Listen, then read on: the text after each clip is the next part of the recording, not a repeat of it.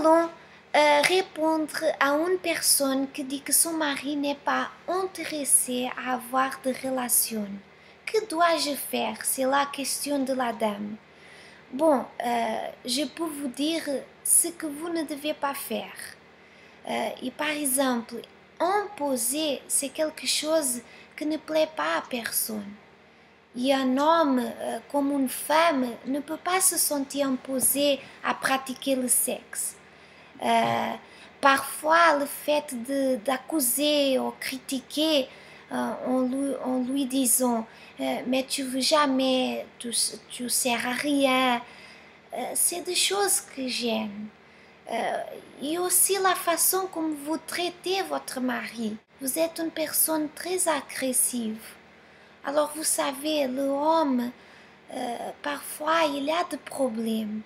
Il arrive à la maison avec beaucoup de problèmes dans sa tête. Par exemple, de dettes, sa journée était difficile. Il n'a pas l'envie. Mais vous savez, une femme sage ne critique pas, ne compare pas, et n'impose pas. Mais elle essaie de lui faire sentir bien, relâcher, pour créer cette ambiance. La vérité, je pense que vous avez déjà compris, le sexe, il est plus dans la tête que proprement dans l'acte ou dans le contact physique. Je pense que a déjà été clair dans les dernières vidéos que nous avons déjà parlé qu'il y a beaucoup de problèmes pour lesquels il y a beaucoup de gens aussi qui ont aussi une mauvaise relation sentimentale, ils perdent même l'envie et 99% de ce problème sont à cause de problèmes émotionnels ou problèmes psychologiques. Par exemple, si cette dame elle essaie de savoir pourquoi son mari n'a pas l'envie, normalement l'homme il a déjà une responsabilité ou une réputation qui est imposée pour beaucoup de gens qu'ils pensent que l'homme c'est le responsable pour l'acte sexuel. L'homme c'est celui qui veut faire le sexe à tout le moment, plusieurs fois, il n'y a que ça dans sa tête. Et c'est quelque chose qui n'est pas réel. Ça n'est pas réel, pourquoi? Parce que nous voyons que parfois le fait d'avoir eu une mauvaise expérience, ça décourage déjà l'homme. Ça fait déjà l'homme penser qu'il n'a pas pu rendre cette personne heureuse, quelque chose qui n'est pas bon. Alors dans le 13e commandement, ce que nous allons apprendre aujourd'hui, c'est qu'il y a de pollution dans la vie sentimentale, dans la vie sexuelle aussi, dans l'acte sexuel. Et comment se passe cette pollution? Bon, la première chose, avant d'entrer dans ce domaine-là, je vous conseille, si vous n'avez pas regardé les vidéos avant celui-ci, vous devez le regarder pour que vous puissiez bien comprendre que le 21 commandement ne se résume pas seulement à celui-ci, mais bien au contraire, il y a 12 avant celui-là pour que vous puissiez comprendre bien comment avoir une vie sentimentale heureuse. Mais par rapport à la pollution, imaginez-vous que vous êtes une personne que à chaque fois que vous sortez de chez vous et vous rentrez avec un sac de poubelle. Imaginez-vous, chaque fois que vous sortez et vous rentrez avec un autre sac de poubelle. Et comme ça, un jour, 2 jours, 5 jours, 1 semaine, 2 semaines, qu'est-ce qui va se passer à la maison? Il y aura seulement de cafards, de rats, de mauvaises odeurs. Ça veut dire sera une maison, ne sera ni même plus une maison parce que personne n'arrivera à habiter là-dedans. Alors, la même chose se passe aujourd'hui dans la vie sexuelle. Il y a des pollutions qui viennent justement pour détruire ce qui plaît le deux et que parfois perdent cette envie, perdent ce plaisir à cause de cette pollution. On parle des livres de pornographie, on parle des films de pornographie, on parle de masturbation, des objets comme le vibrateur, et etc. Tout ce type de choses. Alors ce qui se passe, c'est que beaucoup de gens l'utilisent pour s'exciter, disent que c'est pour s'exciter. Beaucoup de gens utilisent même, même les hommes comme les femmes, des relations extra-conjugales. Ça veut dire comment c'est possible de créer, d'avoir une troisième personne pour pouvoir exciter ou motiver le couple à avoir une relation sexuelle. Alors nous voyons que c'est quelque chose qui n'a pas de sens, n'a pas de logique.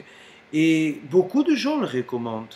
Bien sûr, des personnes qui ont été frustrées, des personnes qui pensent seulement à eux-mêmes, parce que ce plaisir-là sont des plaisirs seulement pour la personne, et qu'après devient même pire la relation qu'elle va avoir avec l'autre personne. Alors, ce n'est pas que nous sommes contre, mais vous devez utiliser votre intelligence et voir principalement le résultat des personnes qui dépendent de ça, les personnes qui sont déjà viciées, des hommes, des femmes qui sont déjà viciés à la pornographie, qui n'arrivent pas à avoir un contact avec la personne réelle sans avoir un contact avec l'irréel, que c'est la pornographie. Alors comment se sentira dans l'acte sexuel une femme qui sait que son mari a eu besoin d'avoir au devoir de regarder la pornographie?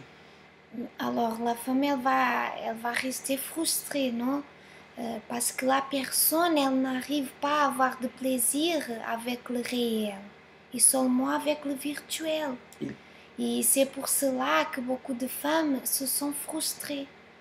Une chose plus importante pour la femme, c'est de se sentir valorisée, exclusive. Et c'est logique qu'elle n'aura pas plaisir. Même si vous avez tous les objets. Nous voyons qu'il y a même des entreprises qui gagnent beaucoup d'argent avec ce type d'objets. Des gens qui essaient de promouvoir à chaque jour des objets et d'objets et essaient même de développer ce type de choses. Bon, nous ne sommes pas à faveur de ça. Pourquoi? Parce que nous n'avons jamais eu besoin. Notre relation sentimentale, comme notre mariage, est heureux. Alors pourquoi je vais vous recommander quelque chose qui n'a rien fait pour moi, que je n'ai jamais eu besoin? Là, ça c'est la vérité. Alors ce que nous appelons et nous devons appeler, c'est toujours à notre intelligence. Pourquoi? Parce que, voyez, quel sera le plaisir, moi, tant qu'homme, que j'aurai si mon épouse elle utilise un vibrateur? Ça va me faire sentir homme, un homme plus valorisé? Qu'est-ce que vous pensez? Bien sûr que non. Quel sera le plaisir de mon épouse en savoir que j'ai dû de regarder la pornographie? Ça va le faire sentir spécial? Ça va faire d'elle une femme plus valorisée? Bien sûr que non. Alors, ce que nous voyons, ce que nous pouvons considérer, c'est que lorsque la personne dépend d'une relation externe ou d'un contact, entre guillemets, externe, alors elle conditionne sa tête, elle conditionne sa mentalité, elle conditionne son physique, et après, le résultat sera une frustration. Pourquoi? Parce qu'elle ne pourra pas profiter la pureté d'un acte sexuel. Alors cette personne, elle va toujours avoir besoin des objets. Et le pire, c'est qu'à chaque fois, ce sera un objet plus grand parce que les autres objets, les anciens, sont déjà devenus vieux.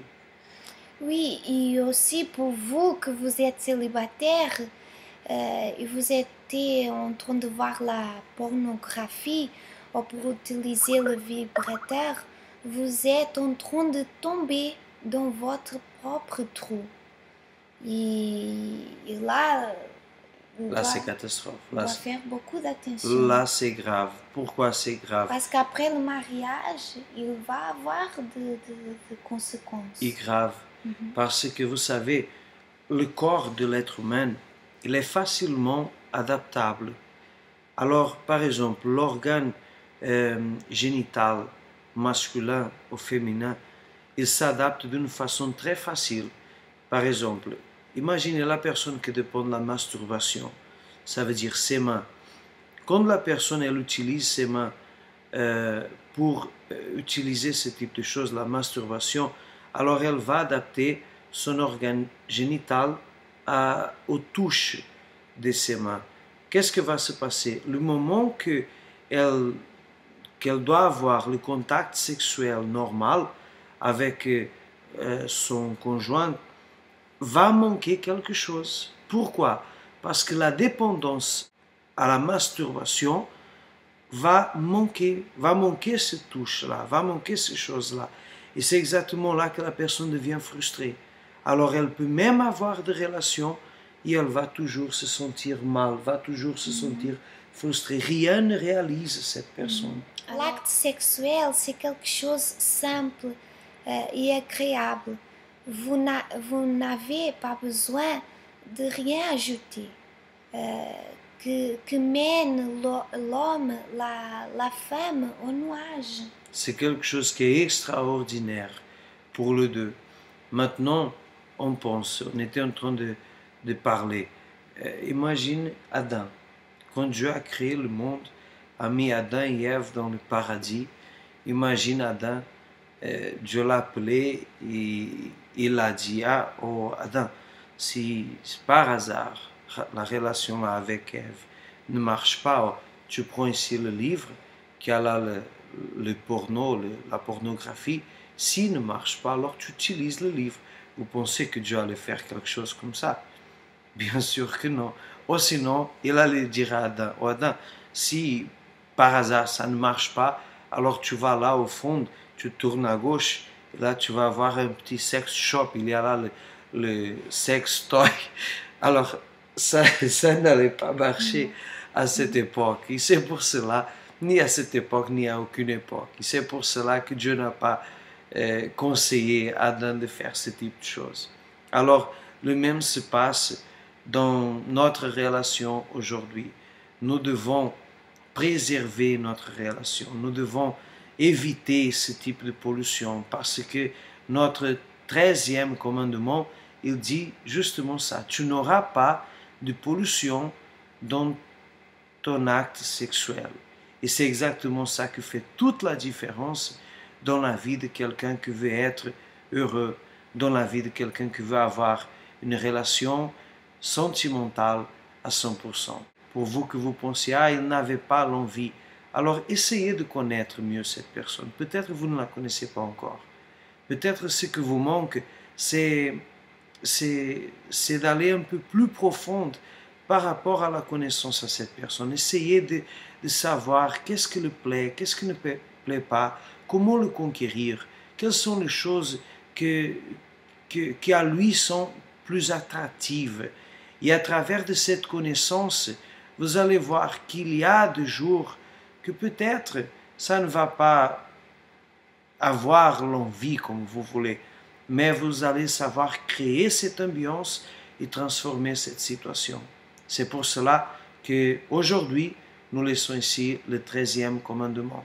Nous allons retourner avec la prochaine vidéo et le 14e commandement pour que votre vie sentimentale soit heureuse.